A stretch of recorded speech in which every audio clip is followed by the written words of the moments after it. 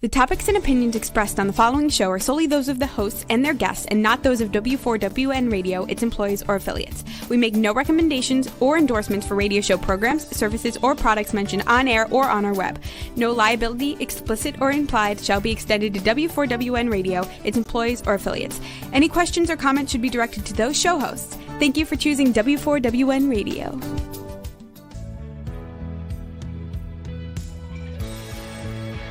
Welcome to Success Secrets Exposed with Sally A. Curtis, where we share stories of challenge, success, and inspiration along with practical tips and strategies to move you forward to your success. And now, here's your host, Sally A. Curtis.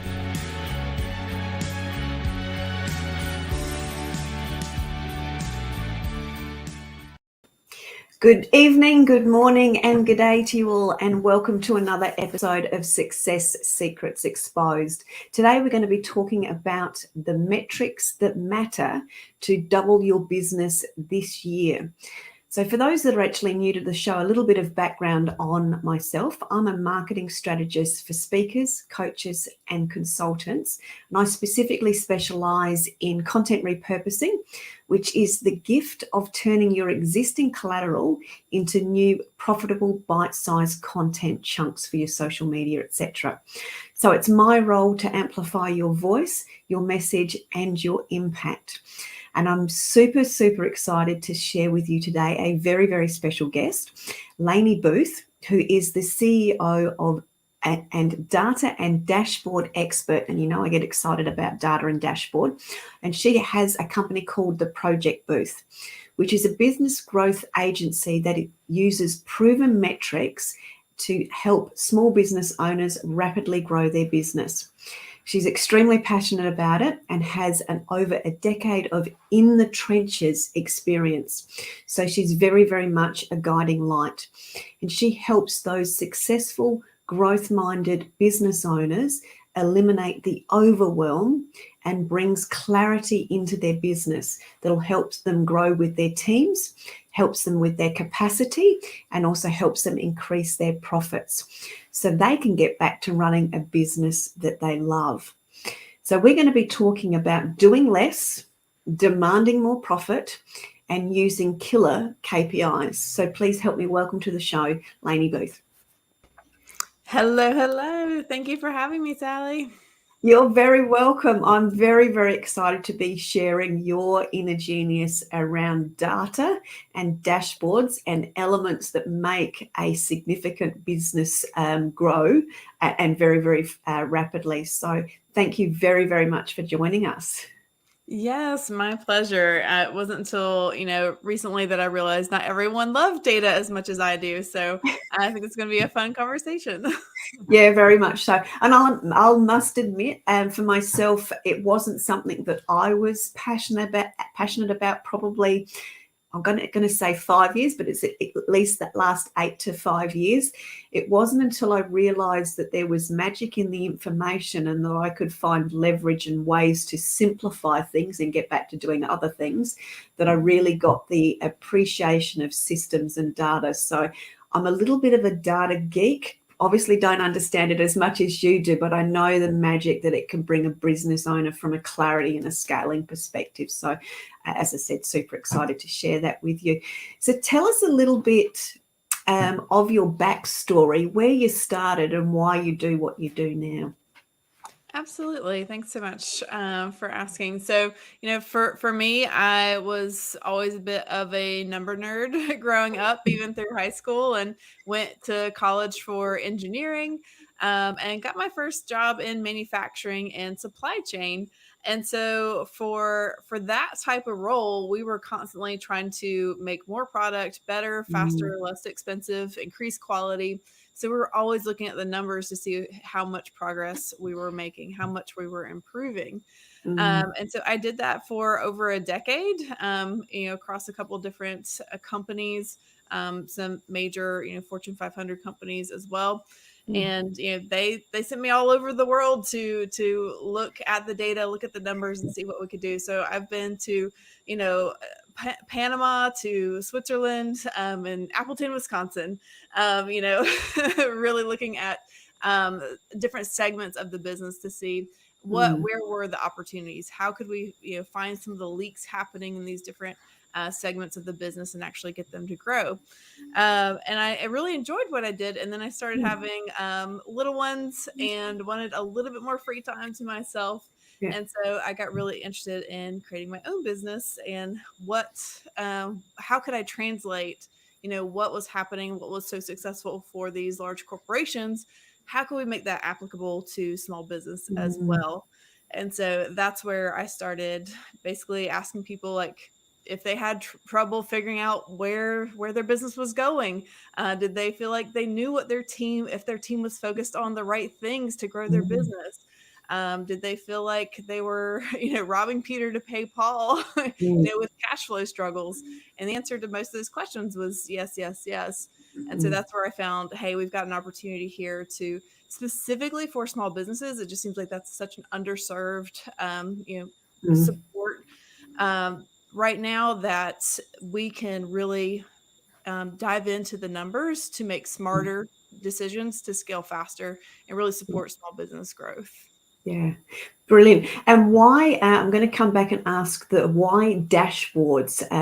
Now, if I can get you to explain what you mean by a dashboard, I get it, but lots of people out there that are listening won't actually understand the value of a dashboard. So, talk us through what a dashboard actually is as well. Yeah, such a great question. So a dashboard, sometimes called a scorecard, especially if those of you might Oh, be in the circles of the EOS system, the Entrepreneurial Operating System.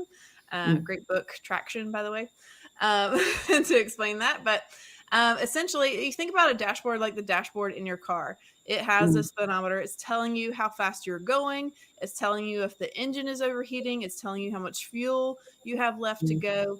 That's the same sort of concept but for your business. So we mm, want to know how much cash is in the bank.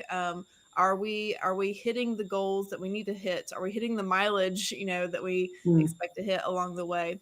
So it really comes down to what are those core 10 to 15 metrics in business that can allow you to see what's happening and know if it is green light good or red light bad. yeah. And we need some attention here. Brilliant. And with the metrics and those sorts of things, because you mentioned some of the problems that lots of business owners face as it relates to not knowing the leaks and also not seeing the opportunities. What are the top, I suppose, 3 to 5 mistakes that you repeatedly see in a small business or in an entrepreneur's business as they're growing, which is where your solution helps them? What are the most common, I call them speed bumps or hiccups? Sometimes they feel like a hiccup, sometimes they feel like a massive speed bump. Yes. So I will say the number one thing that I see is that they're not demanding enough profit for their Mm, business. yeah. And what I mean by that is, oftentimes, business owners are starting as a solopreneur or it's just them or a small team at one point in time. And the business is running enough, but oftentimes they're not taking a salary or they feel like they can't hire or they feel like they can't, seize opportunities to maybe bring on some more marketing efforts to grow the business because they simply just don't have enough profits coming Mm, out of their services, products, offers as well. And so this is it seems very simple, and yet at the same time, it's so often overlooked, probably yeah. because it is so simple, that it's time to go back, look at your offers, look at your products or services, whatever you are selling in the business, and make sure it is profitable enough to sustain growth. So Mm, it doesn't require just you being, the solo person in your business forever, so that you do have capacity to hire teams, so you do have capacity to invest in software and other tools that are going mm. to allow you to grow your business. Yeah.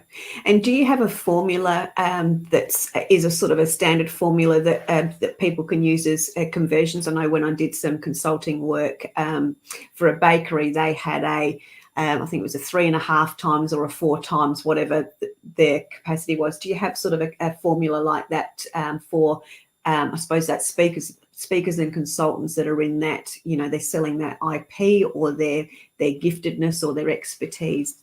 Is there a similar I can share formula? with you what we tend to see most often in the clients that we work with. So Yeah. a couple different segments as well. The industry is definitely going to play a big impact here, but Mm, for product based businesses, we want to see at least 30% yeah. margin coming out of their products. So you have enough. To actually purchase the product and and sell it Mm, and have that margin. For more of the service based consultant speakers, we're typically wanting to see closer to 50%. So if you're mm, bringing in $10,000 in revenue, 5,000 of it we want coming back to the business owner. And then yeah. services, especially brick and mortar, things start to get a lot tighter because you Mm, have rent, you have more team members, you've got to have receptionists on staff. So we tend to see those get much tighter, somewhere in the 10 to 20% range yeah. of profit in those areas is a good place to Yeah. target. Yeah, thank you for sharing that. I think that's giving people a sense of where they should be, could be, or Mhm. can be, is very, very relevant. I know in my marketing circles, or from an agency perspective, we have anything from 4 times to 15 times. So it just there's so much variant depending on the person or the service and those sorts of things. So an example of somebody coming new into my industry, they go, well, is it 4 times or is it 15 times? Where do I go? And often, as you said, somebody will ask somebody in a completely different industry, and that number, that starting benchmark number, is completely not right for that industry. So that was a really good place to give people a bit of context as to what they should be considering for themselves. So let's have also a bit of a talk about how data and dashboards actually help people do less. Yes. So this is really the second tip that I want to share with folks here today. You know, Mm, one of the next biggest symptoms that we see is that entrepreneurs, small business owners have been doing so much to grow their business that they've got all this baggage still left with them in the closet that they haven't cleared. So once they found ways to start winning, ways to grow the business, they're still doing all the things that actually mm, hadn't worked for them this very long time, but they're holding on to it because they don't know if it's actually working for or or not. against them at this Yeah. point. And so looking at the data actually gives you the answers. It tells you, yes, it's working, or no, it's not. Mm, So one of the best ways that we do this for our clients is to literally do an audit of mhm, what's been happening over the past year in their business. What does it look like from a financial standpoint? How does their social media performed? What mm, are maybe some of their internal operational metrics over that time? And essentially be able to find out what has been working. So I like to break it down into the 80-20 rule mhm, specifically to do less. So this is a great way, something that you can do after listening to this show here today is to go back, look at your revenue for the past 12 months and look at mm, what brought in 80% of the revenue.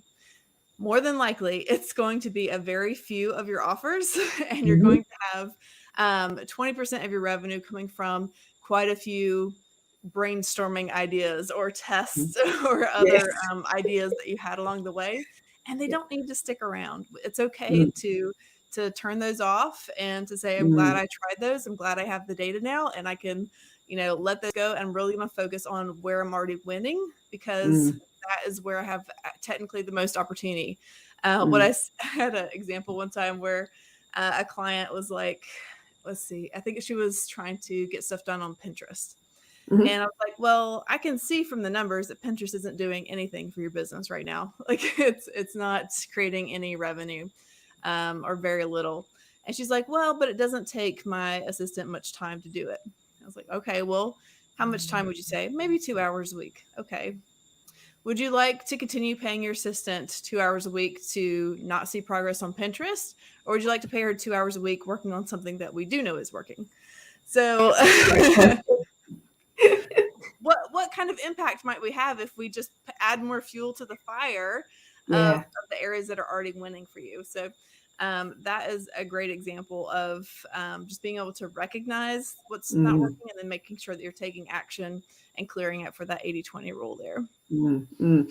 And isn't it so easy to justify in that manner? Because I've absolutely heard myself say exactly the same thing.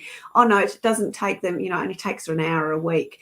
But that hour, as you said, that hour a week, over 12 months is a considerable number of hours that you're just putting down the drain potentially, and not leveraging or maximizing because it's only an hour, and that's I suppose the devil in the detail when you know whether it's a hell yeah or a hell no, or it's a definite yes or it's a definite no based on what you're looking at. It makes those, what I'm going to say, are emotional decisions, or in that case habitual decisions, much more yes, we need to move on from it, or no, we don't. And in my arena, just going back to the 80-20 rule, we're often taught to create a signature program. Lots of speakers and consultants will create a signature program and then often hope it sells. That's the first one problem. Or they create lots of programs or variations, which is that testing and measuring scenario that you talked about, where you fail forward fast and then stop, tweak it and bring something else out. So we innovate regularly to bring new things out each year, to test the market to see what sticks and what actually does sell. Because we all love that creation, we actually keep a lot more of them than we really need to. And as you said, you have all of these programs or products that aren't doing the bang for the buck, and we're focusing wrongly in the wrong areas. So I think that's a great conversation to really highlight for people, is really looking at that 80-20 rule as to what is actually bringing in the revenue, and really sort of assess it from there. So in that situation, you've also talked about the doing less and demanding more profit, and that sort of ties into sort of the demanding more profit. When you actually know what is working and what's not working, and that as a result will create more time, what do you suggest people do with that more time? Ooh, that's such a good question. So I think it's honestly, it's a great time to pause and reflect on what you want. What are your goals? Because sometimes people just want to grow, scale, scale, scale. And some people want to enjoy lifestyle and enjoy extra time and freedom. And it really does come down to probably realigning to your goals. Unfortunately, that's one thing that we do see happening is, as business owners are seeing growth, they just get into this loop of filling it with more growth activities. And that may not have really been the reason that you started your business in the first place. So first thing I would suggest is actually pause and reflect on what you want. What is going to help you achieve your goals? Is it, more hours to, pick up the kids and be present for, Christmas parties and things, or is it to, grow to the next million in your business? And so depending on that, this is your perfect time to start making those, micro adjustments for growth. Yeah, beautiful. I'm really glad you expressed it that way, because I was asked a very similar question this week in a conversation. We were at a dinner party, and it was a conversation going around the table, and that was: are you in the scaling? Are you a scaling driven person? Are you a lifestyle person, in that you're very conscious of having that balance, or are you a combination of both? Or are you one or the other at the moment, and that's a timing thing?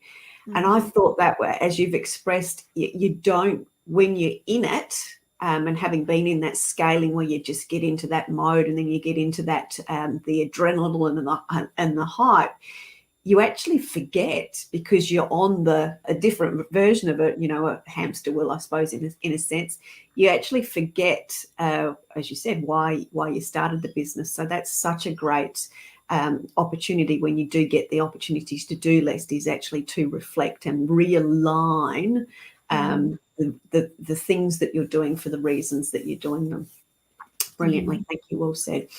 So let's also now have a look and a discussion around, we've got the dashboard, we've got the visibility over the data. Let's talk a little bit about systems as well.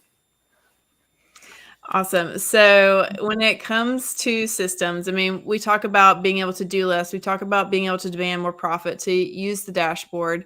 One of the reasons that people aren't using the numbers now is because they're so darn hard to get to.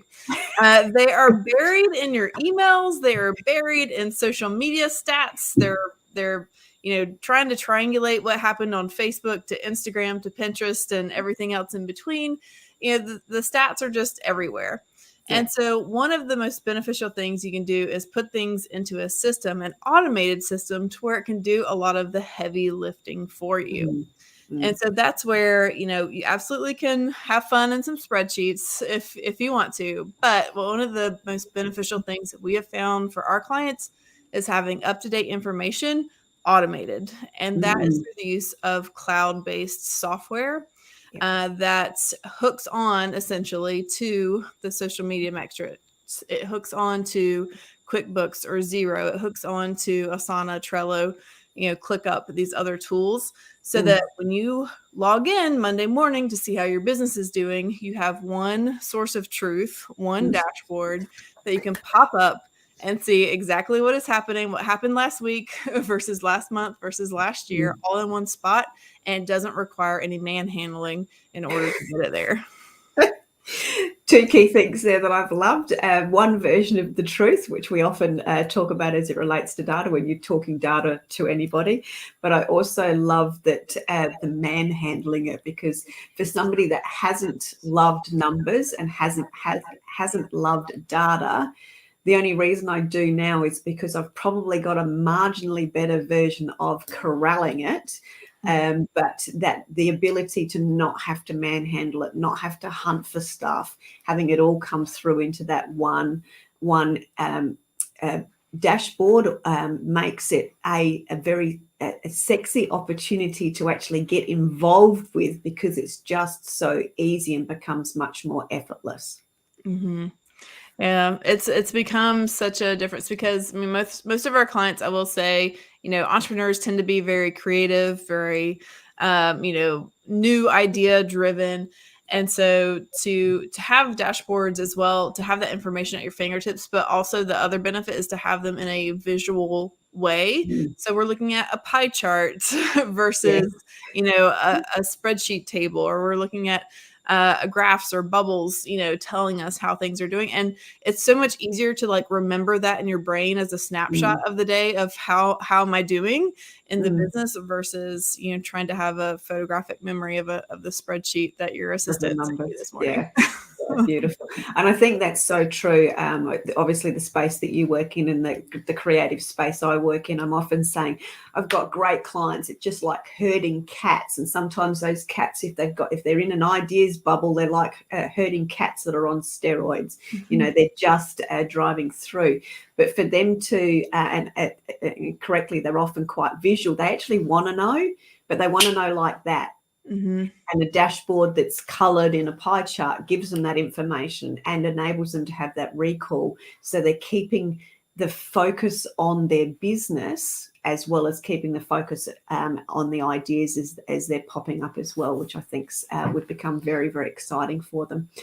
Can you, I'm probably putting you on the spot a little bit, but can you share some of the stories where you've worked with some clients and sort of share, I'm going to call it the chaos that they've been in, to the transformation that they've then come out when you've been able to go through the audit process with them and create something for them? Yeah, I'd love to. So one of our clients in particular was a blogger and influencer. So she had a lot of content in many different places. And at the end of the day, income is coming from affiliate revenue. So how can we look at where all this traffic has been coming from? Because at the end of the day, if they land on her website, they read her blog, people tend to click through and purchase the products that she's talking about.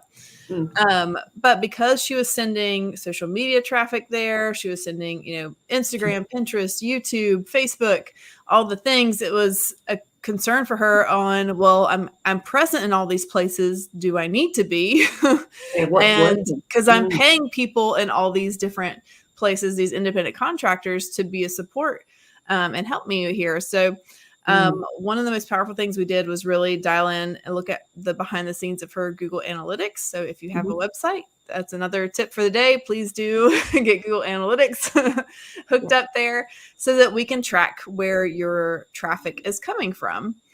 And so that allowed us to really look into and see, all right, how much of the volume is coming from these different segments, and do we need to continue? And so for her in particular, we wanted to keep presence in all of the different platforms, but what we paid people to do and focus on shifted. So we paid people more hours to focus on YouTube, to focus on Instagram. We paid, we tried to shore up and reduce our contracts in some of the other segments. So she was able to actually totally reduce her expenses happening each month, but she was able to start seeing 20, 30, 40% growth month over month very quickly, because we were finally focused on the right things.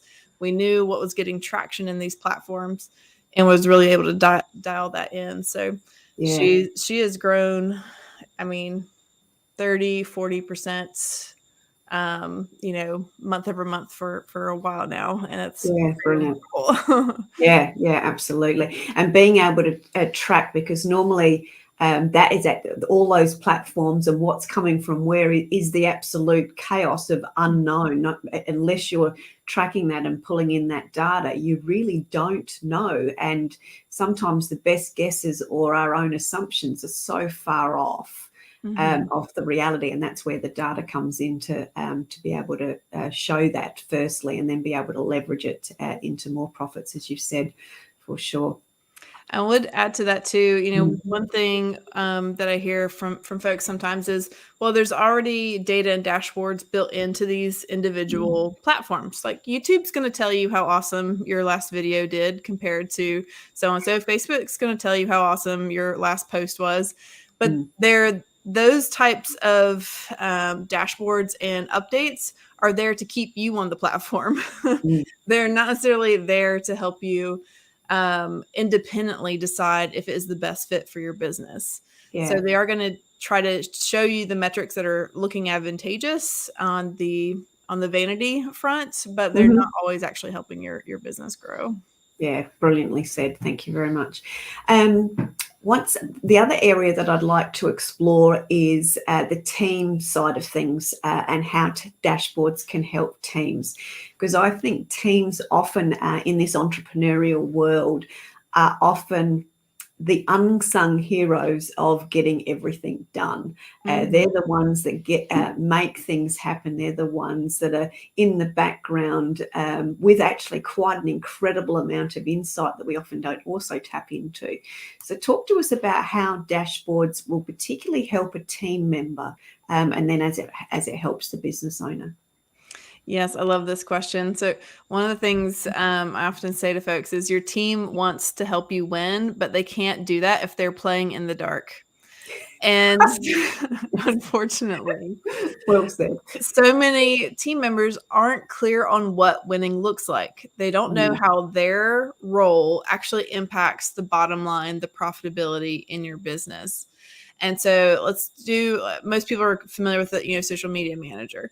So let's just say someone's in charge of that. What is their deliverable? Do you want them to increase followers? Do you want them to increase engagement? Or do you want them to drive clicks to your website? Like, we have to get really clear on what winning looks like for you. And that can depend on if you're an influencer, or if you are a blogger, or if you are a marketing agency. Like, the deliverable could vary across the board. But I think it's very important for you, that role, that team member, to know what is most important for the business to grow, and how are they contributing to that in their role specifically. And I often think from the voices and the conversations I hear, that often it's we just need posts out there. We just need activity. but there's nothing that follows that up. So it is just somebody hired that's for a social media, as a social media manager. And often when somebody is getting a new person in, like it's their first team member, they often want the super VA.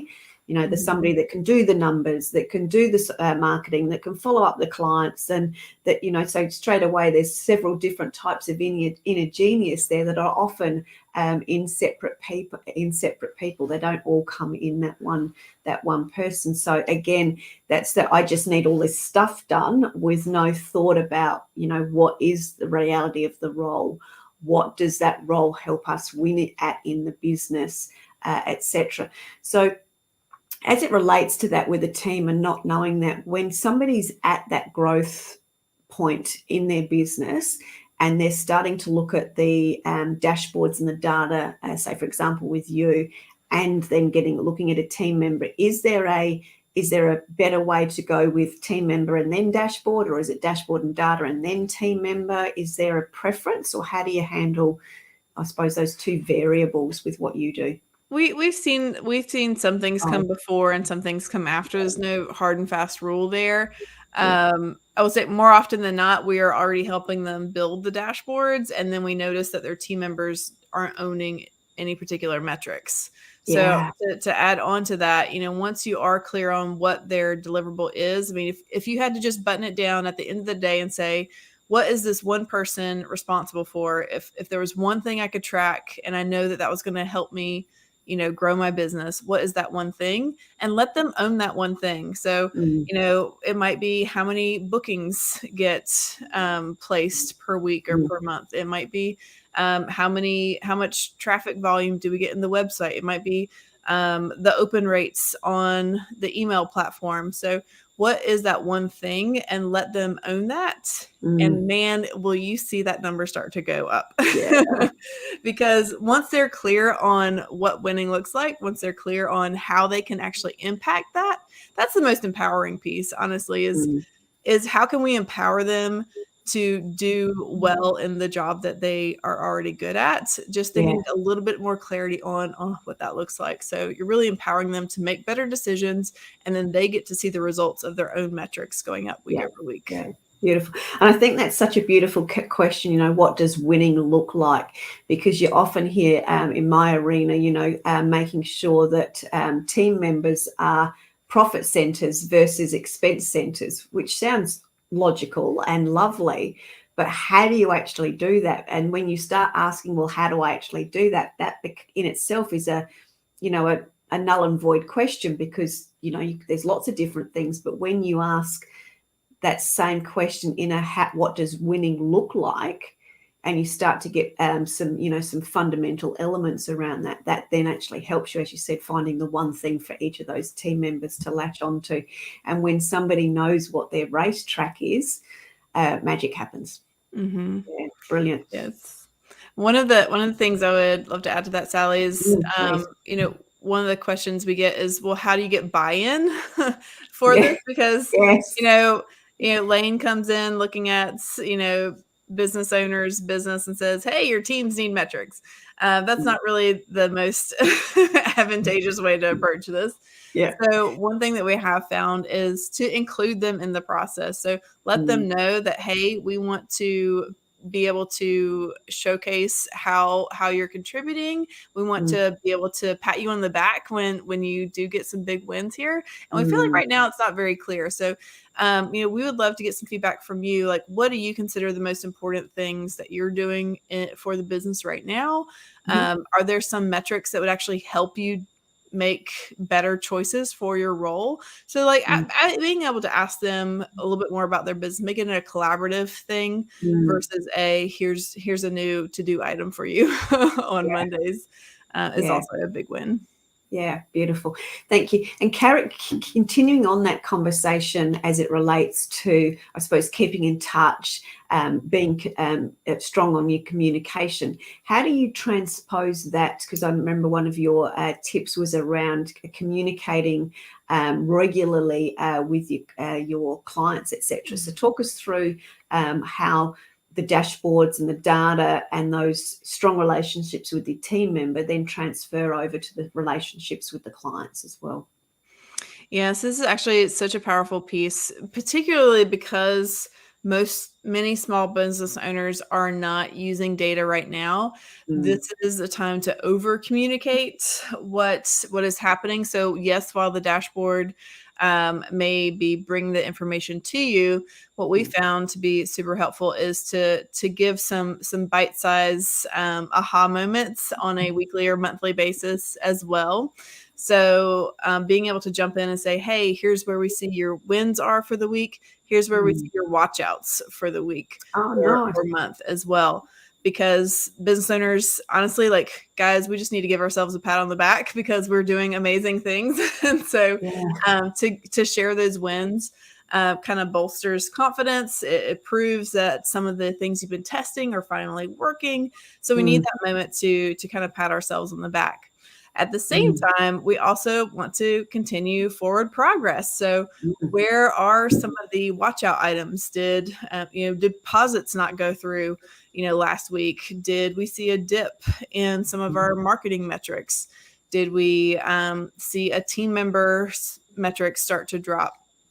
So those are some key pieces that we see in communicating with clients.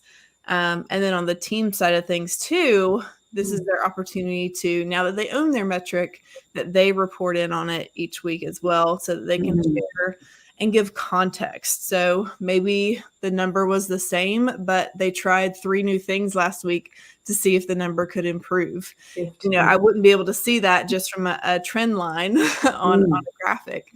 So being able to add context as to what's happening, the qualitative pieces are very mm. important to go in tandem with the quantitative pieces. Yeah, beautiful.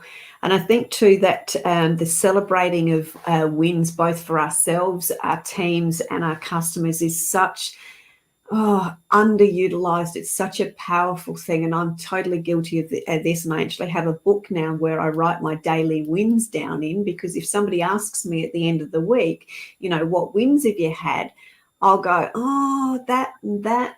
But there's actually when you actually record it on a daily basis, there's actually so many that we overlook, and therefore we actually don't think we're progressing, or we don't think things are changing, or we think we're still where we are.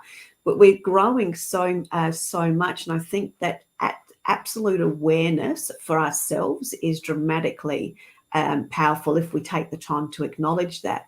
But just from the team's perspective, when they know that they're now winning and they're actually helping you win, that just makes for a whole new level of collaboration, and you see that sort of that uplift. So being able to give them tools to create that, what would be a magical uplift, because that's sort of obviously where the momentum and that sort of 2 times in comes in, because you get your benchmark, and then you, with that added advantage, you sort of literally have that flip up extra as well. It's like compound interest. It That's the starts word. to take on a life of its own. Yeah, absolutely. So is there any other, I suppose, major lessons or particular KPIs that you would like to share with the audience, just to give them some additional context to help them move forward? Well, I would like to share with you kind of our KPI framework. So Mm, KPIs, by the way, are those key performance indicators. These are typically, the real movers and shakers of your mm, business, the most important metrics. And oftentimes we get asked the question, well, which ones are they? yeah. And so we invite folks to think about the ABCs. This is our ABC framework that we teach folks. So A is all about analyze. We need to analyze what's happened in the past to Mm, know if it's something we need to monitor in the future. mm, B is tying it to the bottom line. Does this number mm, help you make better decisions for your bottom line growth, that profitable growth? And then C, does it provide clarity? So, mm, there can be numbers that you can get to, numbers that maybe your team member likes, but at the end of the day, does it help you make clear decisions on what to do next and have those data-driven decisions to grow your mm, business? mm. So that's our ABC framework to analyze bottom line and clarity, to see if this is a metric that actually does need to be front and center on your radar Yeah. on a regular basis. Yeah. So it is actually just, I suppose, choosing the right ones for the right business at the right time. So some of those KPIs would change, I would imagine. Yeah. Absolutely. So, we walk our clients through an audit and a goal setting process. So, kind of like the question you asked me earlier, Sally, like if you had more time, what would you do with it? And it depends Mhm. on if you want lifestyle or if you want Yeah. scaling, or if you want a bit of both. Same Yeah. thing for the metrics.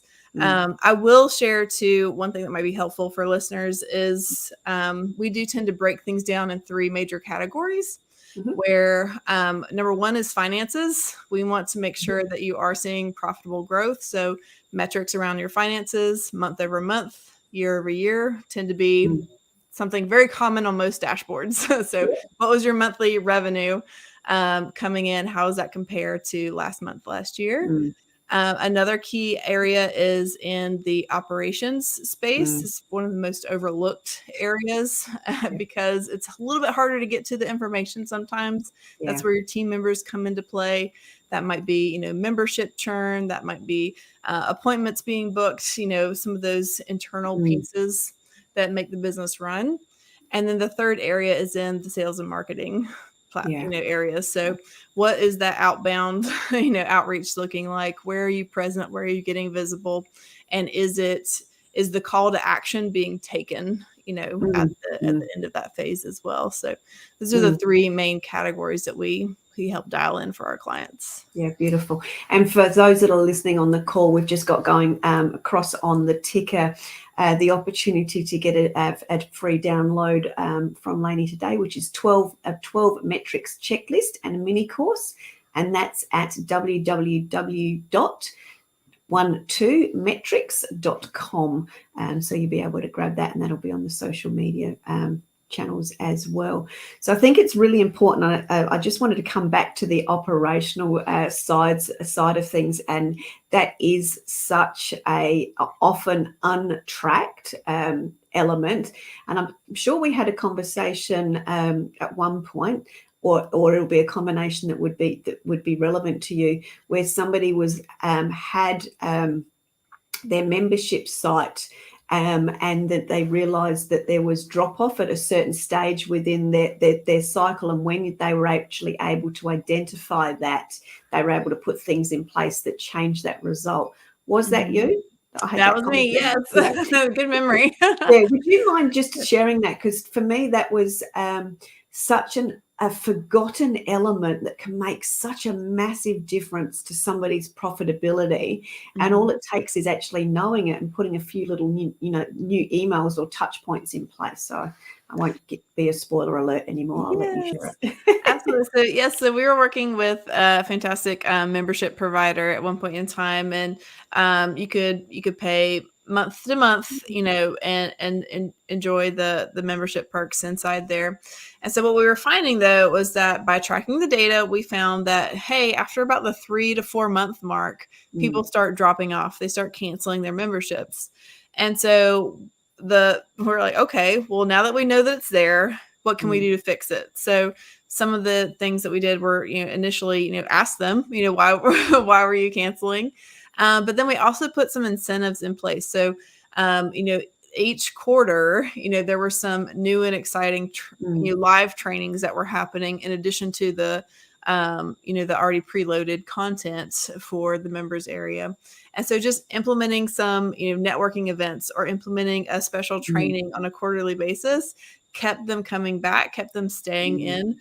And they were able to go from 3 months to 6 months on average very quickly. And then I know they've also continued to improve that Yeah, on top of that as well. brilliantly. So not being necessarily a good numbers person, that would have indicated a 25% growth, wouldn't it, of That, I revenue? mean, that's double that if you go from 3 months to 6 months Yes, on it's I average. thought it's Mhm. 50%. Yeah, yeah. There you see, told you I needed to cross-check the numbers. That's brilliant. With just a couple of additional things implemented, doubling their revenue growth and target. That's brilliant. Thank you for sharing that. I really wanted to highlight that because there's lots of people that are looking in my community at looking at doing membership sites, and there's lots obviously that have membership sites, but there's so many, little tiny tweaks that you can do to make a huge difference with all of your communities and audiences when you know the magic that's actually in the data, which is brilliant. I'm just conscious that we're just getting close towards the end of the show. So what I'd like to do very, very quickly is just nip to a very quick commercial break, and then we'll come back and wrap up and get ready for next week. Are you a speaker, coach, or consultant wanting to increase your reach and impact? Need to save time and leverage your resources? Content repurposing is the fastest way to increase your visibility, credibility, and profitability online and reach your audience with ease. You already sit on a mountain of gold that is highly valuable to your audience. It's in your books, training manuals, articles, and presentations. We regularly turn clients' books into 12 to 24 months worth of content. Let us turn your existing content into visually stunning, bite-sized content tiles. Content repurposing is the easiest way to turn your past into profits. Turn your existing content into bite-sized glitter that you can sprinkle everywhere with ease to attract your ideal audience. Let us amplify your voice, your message, and your impact. Find out more at sallyacurtis.biz. Thank you very much. So that gives me a chance to look at my notes, and I've got a page full of notes from today. So thank you very much, Layne. And I think for me, it's and for the audience, it's really asking yourself the question: do I really want to maximize all of these opportunities I've got? Do I also want to know what my leaks are so I can get rid of them, so I can actually look at 2xing my business in the next 6 months as we go into the end of the year, and then prepare for that new year? And being able to acknowledge your wins and know what your watch outs are. And being able to ask your team members and yourself, what does winning really look like for us? And what does winning really look like for you and me working together when it comes to your team members? So I think that was some of the key things that I've taken away from today, as well as the 80-20 rule and the different ways of looking at your revenue. So you are making sure that you are getting the profitable elements in your business that you're wanting as well. Anything else that you'd like to share in closing, Layne? Yeah, I would just share, when it comes to scaling, it's really the best time to bring the data and not the drama. It's time to, really know your numbers so that you can grow your business profitably. Yeah, beautiful. Love that. Not drama, but data. Yeah, brilliant. So just as a quick wrap up for next week's show, we have Shane McCleany coming on. Now, he's a fascinating gentleman, and we're going to be talking about the thirst from within. He's an Academy Award winner, a best-selling author, and he works with high-level CEOs and entrepreneurs who believe that they are here for more than just the everyday rut scenario. He actually brings shamanic practices into and marketing practices into the CEO world. So he's crossing both boundaries. He's got a foot in both the spiritual arena as well as the corporate arena, and very, very strong background in marketing and storytelling. So it's going to be a fascinating show with Shane next week. So we look forward to seeing you next week on another episode of Success Secrets Exposed. And can you please help me thank Layne Booth from the Booth Project for joining us with and providing such fantastic information and insights to enable us all to move forward, be more profitable, have more time, and have more fun in our businesses. Thank you very, very much. Thank you, Sally. It's such a pleasure. Thank you. Thank you very much, Layne. You have a great day and stay warm and enjoy your evening. All right, you too. Bye-bye. Take care. Bye.